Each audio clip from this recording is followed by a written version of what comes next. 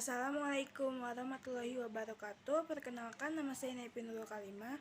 Di sini saya akan mempresentasikan mengenai sejarah politik di dalam bidang teknologi atau iptek beserta dampak dan negatifnya. Selamat menonton. Dampak perkembangan teknologi pada masyarakat Indonesia yang berada di dalam bidang politik, yaitu Indonesia adalah negara demokrasi konstitusional. Setelah jatuhnya rezim Orde Baru yang otoriter pada tahun 1998, berbagai perubahan konstitusional lebih dilakukan untuk melemahkan kekuasaan cabang-cabang eksekutif.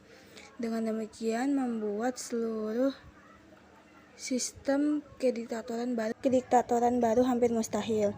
Indonesia saat ini ditandai oleh kedaulatan rakyat, termanifestasi dalam pemilihan parlemen dan presiden setiap 5 tahun. Indonesia saat ini ditandai oleh kedaulatan rakyat, termanifestasi dalam pemilihan parlemen dan presiden setiap 5 tahun.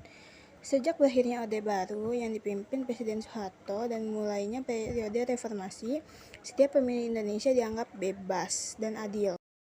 Namun Indonesia masih belum bebas dari korupsi, kolusi dan nepotisme maupun politik uang di mana orang bisa membeli kekuasaan atau posisi politik.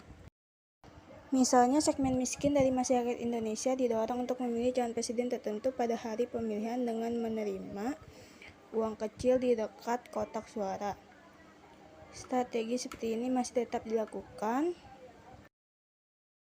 bahkan digunakan oleh semua pihak politik yang terlibat. Dan ini sebenarnya racenya lumayan adil, maka berbeda dengan pemilu era Orde Baru.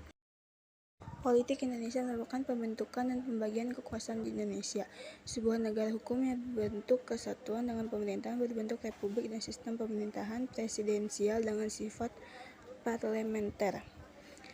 Indonesia tidak menganut sistem pemisahan kekuasaan, melainkan pembagian kekuasaan.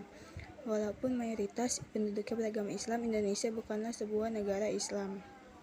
Kekuasaan eksekutif dipimpin oleh seorang presiden yang merupakan kepala negara sekaligus kepala pemerintahan. Dalam menjalankan tugasnya, presiden dibantu oleh seorang wakil presiden.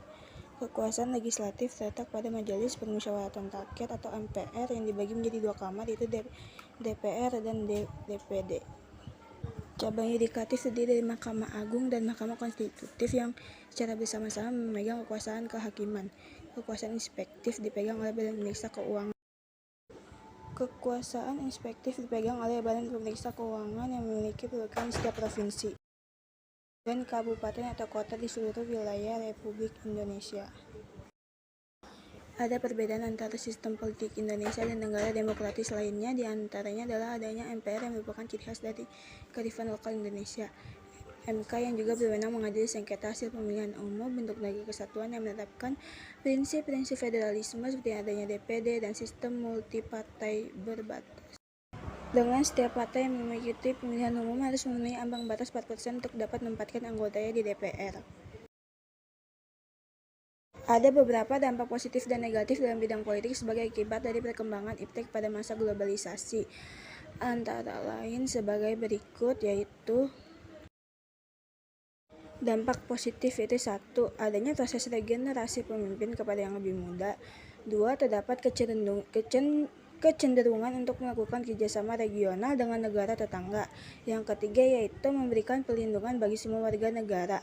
Dan adapun dampak negatifnya yaitu 1. Kekhawatiran tentang persenjataan kimia dan nuklir yang banyak mengancam jiwa penduduk dunia. Yang kedua yaitu terjadi penyalahgunaan kekuasaan untuk kepentingan dan keuntungan pada oknum penguasa itu sendiri.